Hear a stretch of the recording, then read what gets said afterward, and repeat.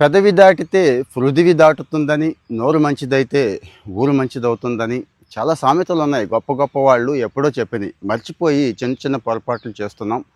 అలేఖ్య చిట్టి పికిల్స్ అనే విషయాన్ని ఇక్కడ ఎగ్జాంపుల్గా తీసుకోవచ్చండి. అంటే ఒక నోటి మాట దాటితే ఒకప్పుడు ఎంతో టైం పట్టేది. సోషల్ మీడియా యుగంలో ప్రపంచం అంతా క్షణాల్లో వెళ్ళిపోతుంది. మన నోటి మాట ఒక చిన్న పొరపాటు మాట్లాడితే జీవితం మొత్తం మటాష్ అయిపోతుంది కదండి. అలాగే మరి అదే నోటి మాట మంచితనం.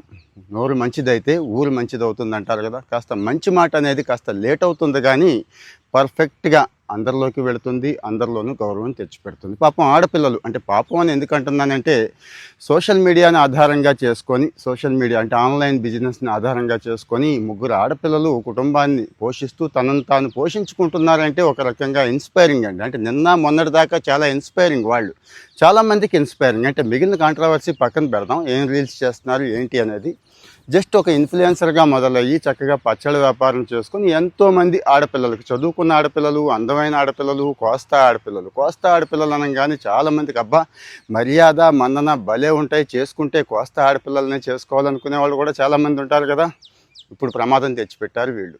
సరే, ఇక్కడ రెండు ఆలోచించాలి మనం. ఎవరో ఆర్డర్ ఇచ్చాడు, ఆర్డర్ ఇచ్చే క్రమంలో ఆర్డర్ కాదు, ఇన్స్టాగ్రామ్లో ఒక పోస్ట్ పెట్టాడు. మరీ కిలో 1200 చికెన్ పచ్చడి అంటే 1200 కూడా పెట్టలేనోడు నువ్వేం మగాడివి, ఎందుకు పనికి వస్తావు, పెళ్ళే చేసుకోకని ఆమె ఏదో బూతులు తిట్టిందండి. అంటే ఇక్కడ ఫ్రస్ట్రేషన్ చూడండి ఎలా ఉంది అనేది. ఆ ఫ్రస్ట్రేషన్ ఈ స్థాయికి తీసుకొచ్చింది. అంటే పాపం ఆడపిల్లలు కూడా ఆన్లైన్ వ్యాపారం కదా, ఇలాంటివి ఎన్నో ఎన్నో ఎన్నో చూస్తుంటారండి. ఇక్కడ మనం ఆడపిల్లలనే అంటున్నాం కానీ మనలాంటి వాళ్ళని ఒకసారి మర్చిపోయామండి. గుర్తు తెచ్చుకోండి, ఎంతమంది ఎన్ని రకాలుగా వాళ్ళకు మెసేజ్లు పెట్టుంటారు, ఎన్ని రకాలుగా ట్రోల్ చేస్తుంటారు. అలాగని నేనేమి వాళ్ళని సమర్థించట్లేదు, వాళ్ళు చేసింది కరెక్ట్ అని ఎప్పటికీ అనను కూడా.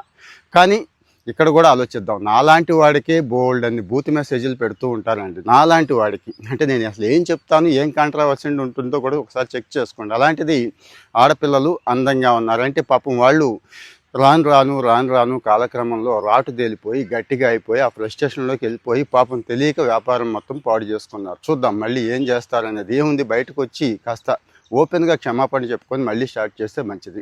ఆడైనా మగైనానండి, ఈరోజు ఆన్లైన్ ప్రపంచం అయిపోయింది. మనం బతకాలి, ఆన్లైన్లో ఉండాలి, చక్కగా ఉండాలి అంటే మాత్రం కాస్త 4 రోజులు లేట్ అయినా పర్వాలేదు, నోరు అదుపులో పెట్టుకోవాలని చెప్పడం నా ఉద్దేశం. ఇక మిగిలిన వాళ్ళు ఉంటారు, వాళ్ళు ఏ వ్యాపారం చేయరు, ఆన్లైన్ మీద వాళ్ళు ఆధారపడరు. వాళ్ళు ఏ కామెంట్స్ అయినా పెట్టుకుంటారు, పర్వాలేదు పెట్టుకునేవ్వండి, అది వాడి సరదా. నేను చెప్పాను కదా వాళ్ళకి సైకలాజికల్ ఇష్యూస్ ఎన్ని ఉంటాయి అనేది. సో ఈ ఆడపిల్లల విషయంలో అటు చూడండి ఇటు చూడండి అని చెప్పడం నా ఉద్దేశం. వెనకైతే వేసుకురావట్లేదు. కామెంట్